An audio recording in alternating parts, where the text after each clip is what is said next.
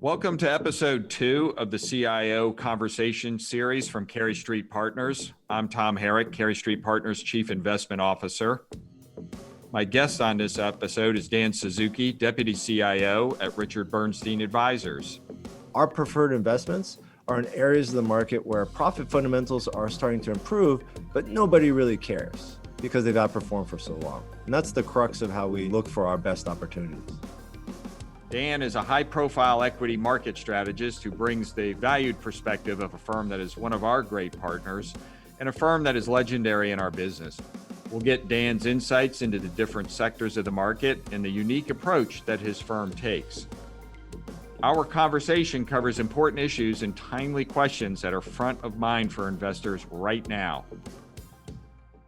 Dan Suzuki, great to have you on the show. Thanks for having me, Tom. It's a pleasure to be here. So we're recording this the morning of March 24th. Our audience can't see it, but Dan is wearing a black armband and mourning for his Duke Blue Devils that didn't make the NCAA basketball tournament for a first time in a bazillion years. Well, Tom, it's definitely a rebuilding year for sure. But one of the reasons that I love Duke, being an alumni, but probably also the reason that everybody hates Duke is that no matter how low we get, how bad it gets, that they'll be back. So I would not be a seller. In fact, if Duke were a stock, it's probably a good contrarian opportunity to buy. Yeah, so as we get into the discussion on stocks, let's hope we're not having a rebuilding year in the stock market.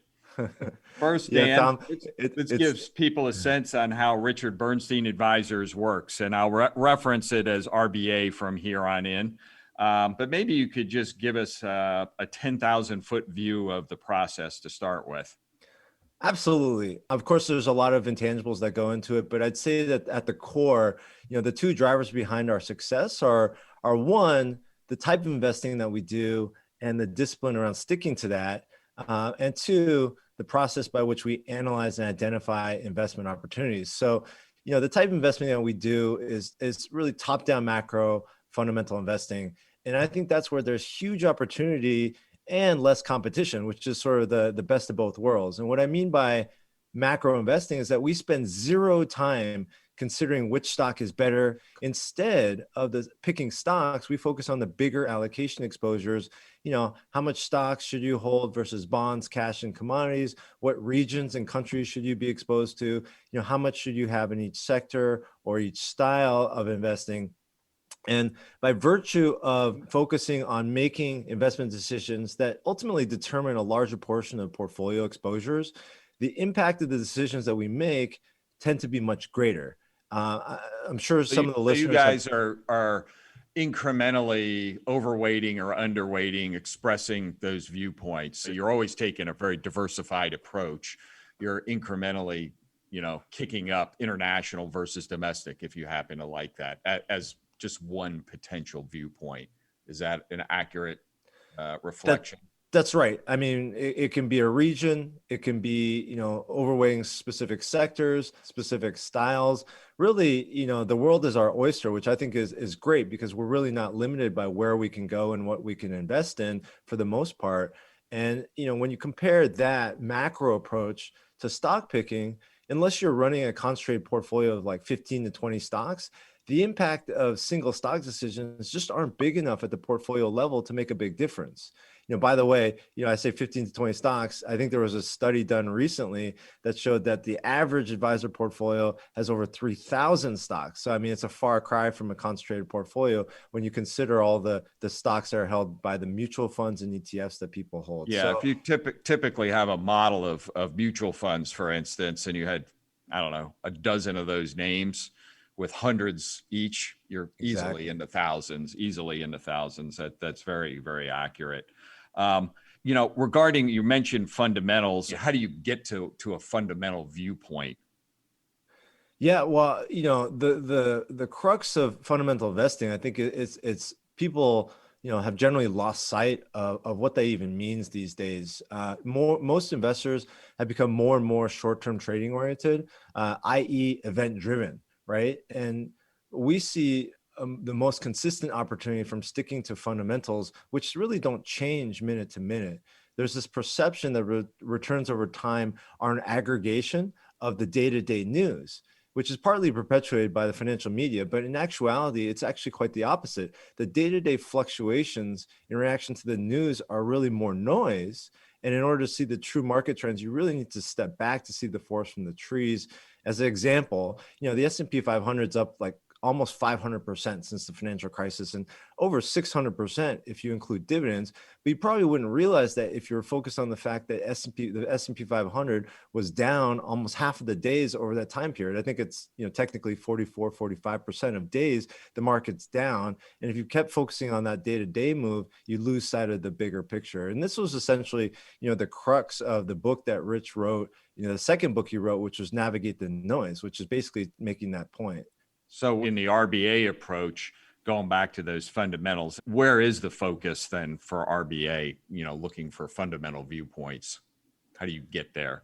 So our key focus is really around three things. Those three things are profits, liquidity, and sentiment/valuation. And especially these days, you have a lot of investors that really have lost sight of what investing really is. They think that buying a stock is about betting on a story, forgetting that what they're really doing is they're providing a company money in exchange for part ownership of the company and the profits that go along with it. It happens all the time in the market where the story actually comes true, but because there's no consideration of profits, liquidity, and sentiment, the investment turns into a disaster. The best example of that was, in the tech bubble in 2000, where all the promises of the tech bubble came true, but it didn't matter because people were overpaying and the profits didn't turn out to what they had expected. So we have two principal guiding mantras in our investment process and the way we allocate capital. The first is that profits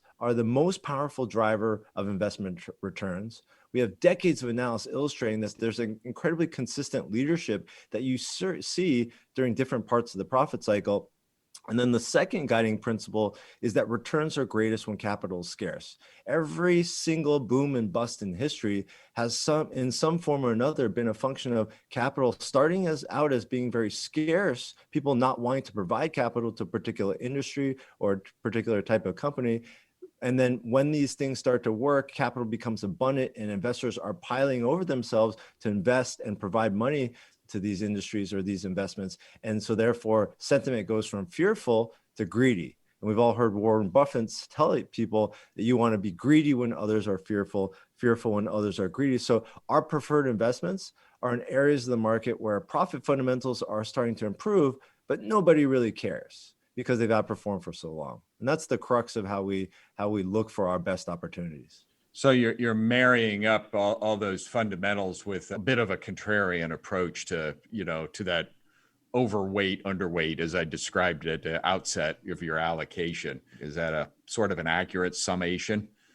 Yeah, Tom, that's absolutely right. I would say that what's really unique for us is that when I mention those things, profits, liquidity, and sentiment, that sentiment and valuation, that contrarian aspect comes in at the back end. Most people start with valuations and they move on from there. We think that without the fundamentals of profitability and an improving profit outlook, it's very, very difficult for everything else to work out. And we've all seen the studies, or if people haven't, I'm happy to share it with them later on. But valuation is just a terrible timing indicator. So just using valuation alone, you be better prepared for years of tough times before those things start to work. Yeah, you're preaching to the choir there. Valuation has a big role to play, but it is the back end, not the front end. For our audience's benefit, what this all leads to eventually is a portfolio of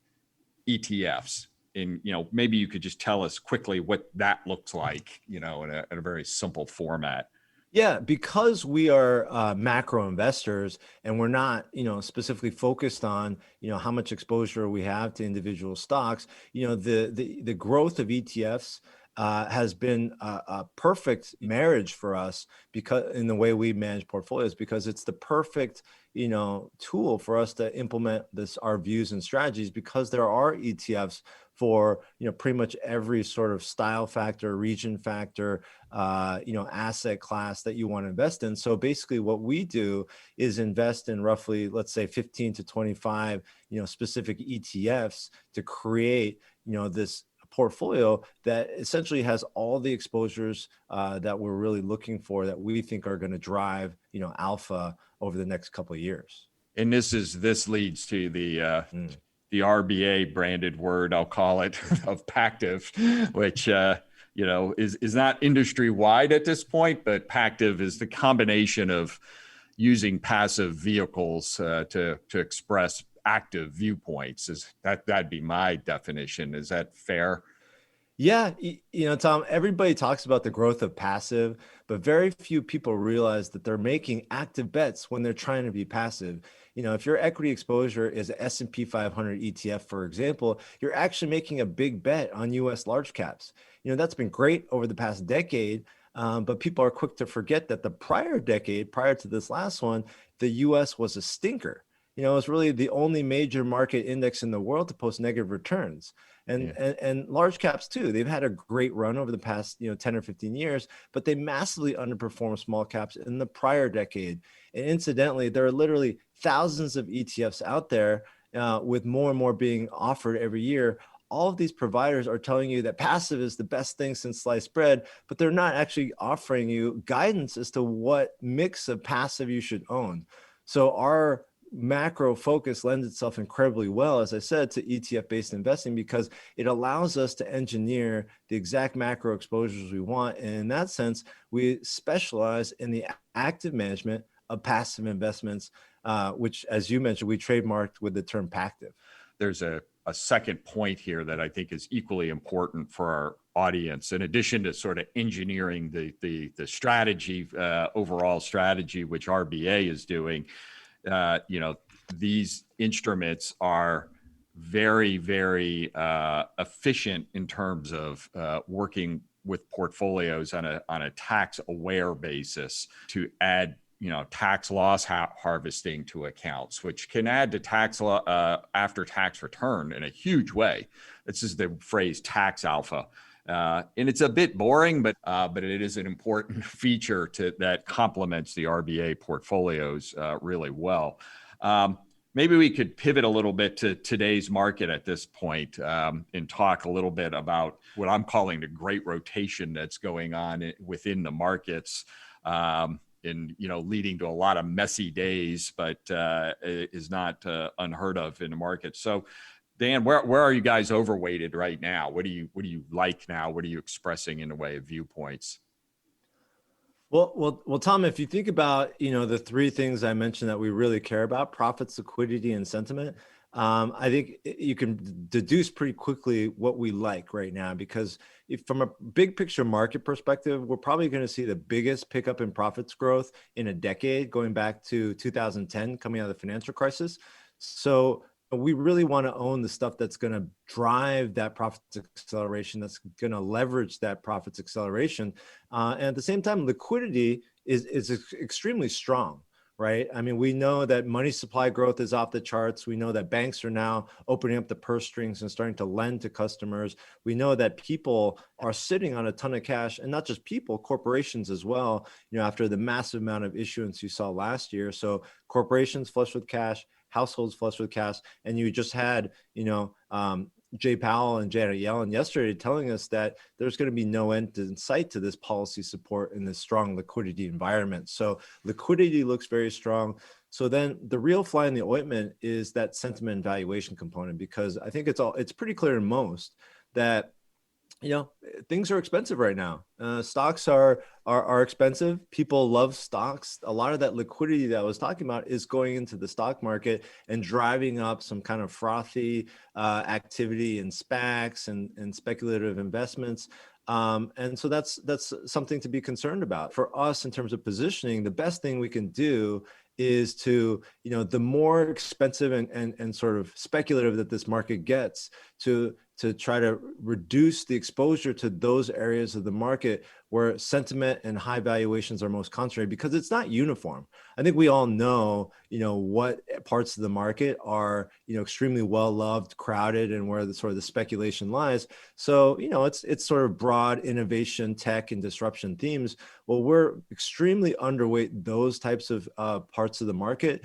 And that essentially puts us into the rest of the market, which is going to put up much better profits growth. I mean, the deep cyclical areas of the market, call it energy, industrial, small caps, value, discretionary, materials, financials, all that stuff is going to put up earnings growth that is going to dwarf, the numbers that these, growth and innovation type of companies are going to put up this year, because they're, they have a lot more room to recover. And so you guys are really heading towards, or have headed towards, I'll call it the under-owned part of the market. If I get my figures right here, I think I remember last year, the energy portion of the S&P was down to like low single digits. I mean, all the energy companies in the S&P added up to probably not even Amazon's weighting, or maybe Amazon plus one, that kind of thing. You're owning not last year's winners, but the under-owned stuff in a, relatively speaking, a dramatic way or overweighting way. That's what I'm hearing. Is that accurate? Yeah, that's absolutely right. If you look at the performance and the sort of the share of the market and valuations, what's clear is that what everybody owns and what everybody wants to buy and is willing to pay for is the winners the last decade. Investors always are sort of investing in the rear view mirror. We think it makes sense to sort of invest, looking out the windshield at what's coming, because the history of markets shows that the leadership the prior decade, the leadership the prior cycle never repeats. So this is the time to start to be proactively rebalancing portfolios. And what better time to do it when, the areas that you're rotating into are going to put up much better profit fundamentals. So as we've had this rotation, which has begun towards these names, what I'll call the cyclical part of the market, where are we in that game? Using a baseball analogy, where are we? What inning are we in here? Because, as we all know, nothing stays the same forever. And are we still in early innings of that, middle innings, late inning? That's one thing I struggle with. And I'm always very sensitive to the thought of, prices move way faster than fundamentals and things like that. You get prices reflect this quickly when you get a shift like this. But I'm curious to what your thoughts are as to where we are in that rotational cycle. Yeah, I think that there's plenty of runway for this theme to continue to play out. If you look at valuations, you look at the share of the overall market. I have some great charts that show, basically that three themes dominate everybody's portfolios because they've outperformed so much: U.S. over international, large caps over small caps, and broad sort of tech related stuff over everything else. If you look at the rotation that's happened, that everybody's talking about, that's so consensus now, we really haven't scratched the surface in terms of getting back to sort of normal levels, let alone a full reversal back to the extremes in the other direction. So I think that there's plenty of room. It's hard to argue that the rotation out of tech is completely done, and everybody's given up on tech, when I think on Monday you actually had the large, one of the biggest NASDAQ 100 ETFs out there, which is sort of the poster child for the secular growth and innovation. On Monday, I think it was, they had their largest one-day inflow since the tech bubble. Right. So it's hard to argue that people have given up on that story if you're seeing that type of headline. Right. So I think there's plenty of room to go. But again, we've had this, as you mentioned, aggressive outperformance of, the deep cyclical stuff that we own since, September, since November, however you want to look at it. And these things don't tend to go in straight lines. Right. So as we've seen over the last couple of days, you're going to have periods that'll call that rotation into question. And I think that's a good thing. But longer term, I think there's plenty of room. And do you have the same viewpoint when you kind of extend that cyclicality thinking to not just the large cap space, but small, mid, which, I commonly sort of blend together. Are you seeing it there? And internationally, how does that play out too? Because how does your thinking extend overseas and into the smaller capitalizations? Yeah, I think everything you said is pretty spot on. I mean, if you think about like the global profit cycle, it got a bit out of sync a few years ago. Partly to do with the tax cuts, the corporate tax cuts in the U.S., but for other reasons as well. With the pandemic, we're firmly back in sync, so we're going to see again very, very strong and synchronized global profit cycle, profit acceleration. And so I think all regions of the world are going to benefit from this, and they're all going to show these very strong, profit dynamics. So then the question is, who's going to be showing the most powerful profit dynamics? And as you mentioned, emerging markets tend to be more leveraged to, global growth. And so they're going to be sort of a higher beta way to play that. And then, the other aspect is what's most out of favor. Where's that pickup in profits growth not as priced in? And it's probably going to be more on the international front in general, just because, U.S. valuations are so much more expensive than everything else. And that's true as you go down, even in the U.S. in the cap spectrum. Usually, small caps trade at like a significant premium to large caps.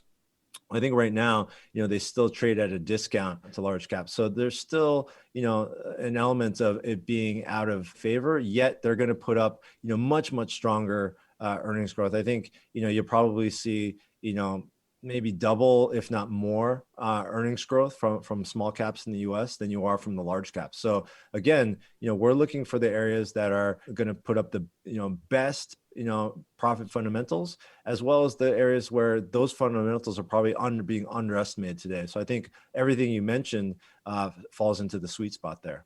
Another topic that's been in the, front of everybody here in the last few weeks, actually since the beginning of the year, is the yield curve. The yield curve is the expression of the various maturities and corresponding yields or rates that they pay along the treasury curve, is commonly as what it's referenced. Clearly, we've had a big steepening of that curve. I think it's the steepest since 2015 at this point.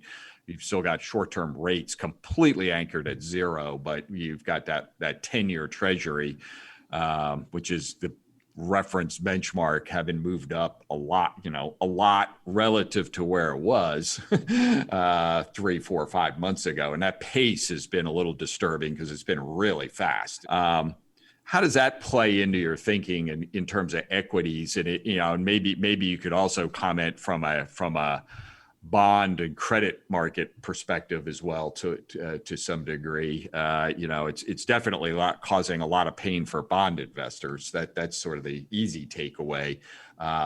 It's a little more nuanced when you talk about equities. What are your thoughts there? The yield curve, it's so fun. It's interesting because there's so many people that follow the yield curve, bit by bit, every day, trying to look at what it's doing, without a real understanding for why they care so much about it, right? And for us, we look at it as, partly a sign, an indicator of liquidity, because what it's sort of doing implicitly is comparing central bank policy, which is the short end of the curve, that's what the central bank controls, the Fed controls, and comparing it to future growth. That's why when the yield curve inverts, that's such an important signal, because it's telling you that policy is too tight relative to the future growth outlook. So usually the yield curve starts to steepen before recovery even starts, because the policy starts to bring in the short end of the curve, and then as growth recovers, demand for the safe haven assets fall, markets start to bake in future rate hikes, inflation expectations pick up because growth is picking up, and the market has to factor in the extra supply from all the extra stimulus that we're doing, particularly today. And so you have this rapid rise in the yield curve. If you look at the yield curve compared to pretty much every other sort of measure of risk asset performance, the yield curve and the long-term treasury interest rates have lagged significantly. And that's really a reflection of central banks, dampening, the normal natural forces, right? But as the recovery progresses, and this was part of the focus of the last Fed meeting, at some point, they're going to have to, reduce the pace of purchases of long-term treasuries. That's going to, put less demand for those treasuries, and that's going to make those interest rates go up even further. So our view is that interest rates are going to continue to go up. I think that's to be expected. I think that's nothing to worry about, but it should worry you depending on what you own, right? Because, there are beneficiaries and there are areas of the market that get hurt. Probably the biggest area of risk there, if we're going to see a continued rise in interest rates, is long duration equities. Now, it's something that people are talking about now that people haven't historically talked about, is duration, interest rate sensitivity in the context of stocks.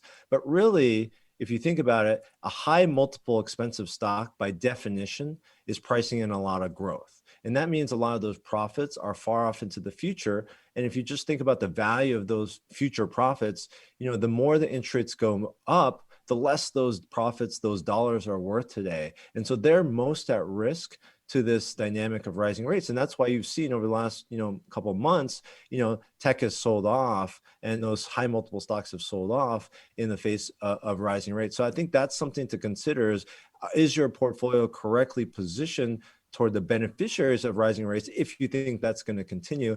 Then from a bond perspective, absolutely. I mean, we just a couple of days ago, we actually officially ended the bull market in long-term treasuries that had been going on since the 80s, finally ended, a few days ago. We hit below 20% downside in long-term. So and that long duration equity description really answers a question that we're getting asked a lot, which is, on these days where you get upward rate pressure, the pattern is that you alluded to. You see these days, where you see, what's the real weakness in the market. A lot of people are puzzled by that pattern.